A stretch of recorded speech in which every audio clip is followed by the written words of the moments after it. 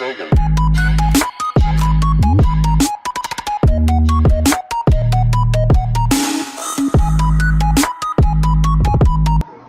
Olá amigos, tudo bem?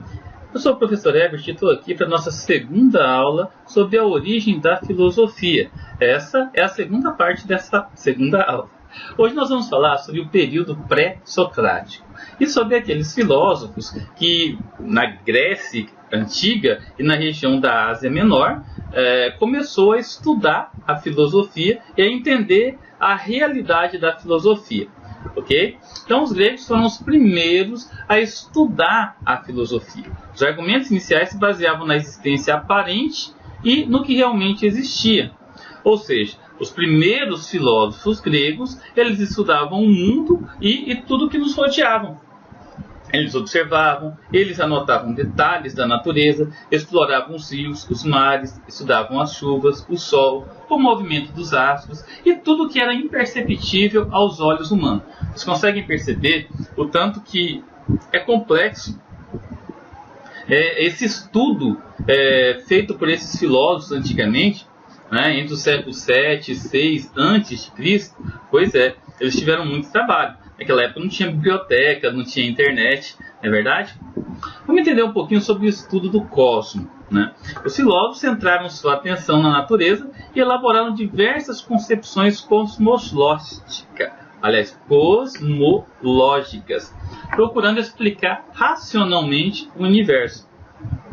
Os pré-socráticos, aqueles filósofos que antecederam Sócrates, o grande filósofo da razão, considerado o pai da ética, né, buscavam o princípio de todas as coisas e o dominaram de arquê.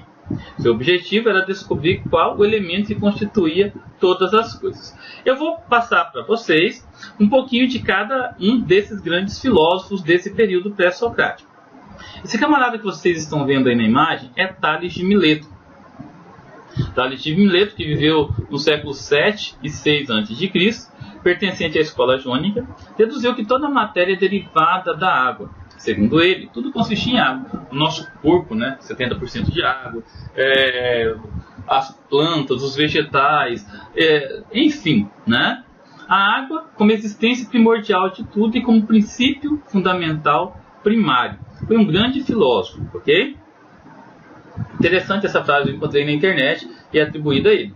Tenha sempre um plano B para todos os seus projetos. Busque o melhor e prepare-se para o pior, porque a vida é só dos vencedores. Interessante, não sei se é dele, mas eu achei na internet, achei legal, né? Anaximandro, também da escola jônica, também conterrâneo de Tales, né? Entendeu que o princípio de tudo era algo material. Não era uma coisa determinada, mas um apeiron, um indefinido gerador de coisas indefinidas.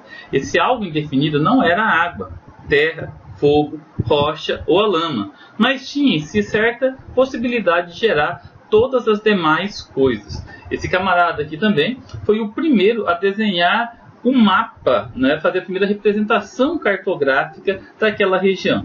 Ele era da Ásia Menor e também do período pré-socrático. Uma frase que é atribuída a Anaximandro: todos os seres derivam de outros seres mais antigos por transformações sucessivas.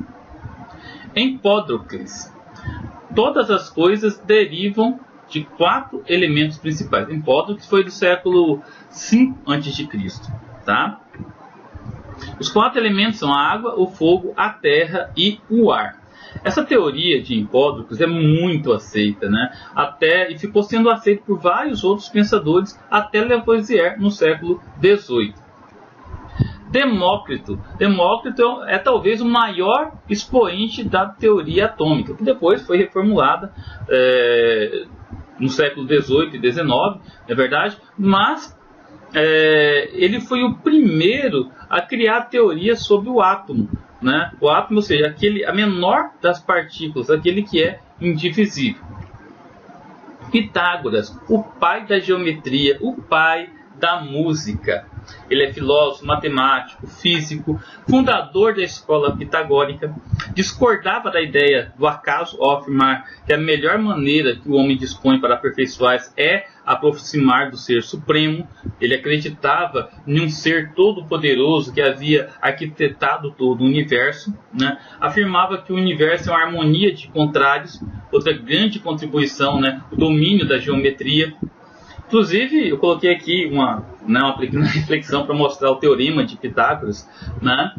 E duas frases que foi atribuída a eles: ajude o teu semelhante a levantar a carga, mas não a levá-la, e educai as crianças para que não seja necessário punir os adultos. Bacana, né?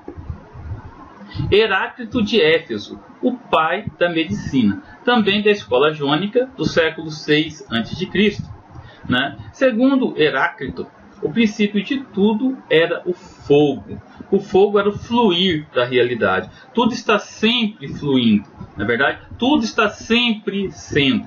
Uma coisa interessante sobre Heráclito é que ele tinha aquela ideia que o homem está em constante mudança.